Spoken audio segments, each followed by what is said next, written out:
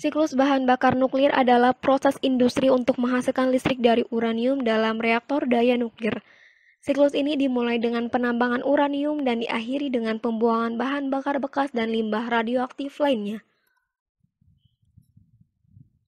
Langkah pertama dari siklus bahan bakar nuklir, pemulihan uranium berfokus pada pertambangan biji uranium alam dari bumi. Uranium yang ditambang atau dihancurkan dan diolah secara kimia untuk memisahkan uranium yang disebut penggilingan. Proses ini menghasilkan yellow cake, bentuk bubuk uranium oksida. Secara umum, konversi adalah suatu proses di mana uranium diubah menjadi bentuk yang layak untuk pengkayaan.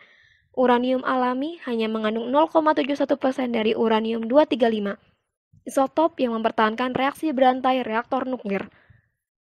Untuk meningkatkan konsentrasi uranium-235, yellow cake harus diubah menjadi gas uranium hexafluoride, karena kebanyakan reaktor nuklir memerlukan bahan bakar dengan konsentrasi U235 3-5%.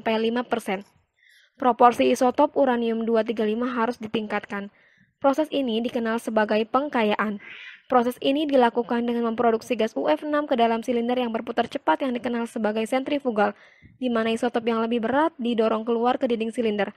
UF6 yang diperkaya dikonversi menjadi serbuk uranium dioksida dan dibentuk menjadi plat kecil, padat, dan berbentuk silinder, yang kemudian dikemas dalam bentuk logam panjang yang dikelompokkan dalam kumpulan bahan bakar. Fisi terkendali atau pemisahan atom 235 dapat menghasilkan panas.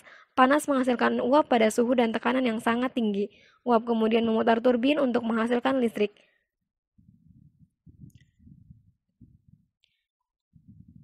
Bahan bakar nuklir biasanya digunakan di reaktor selama 3-5 tahun.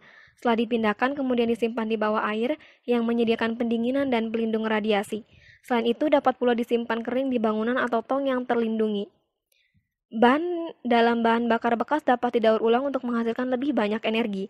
Beberapa negara memproses ulang bahan bakar bekas secara kimia untuk memisahkan bahan yang dapat digunakan dari limbah yang sudah tidak dapat digunakan.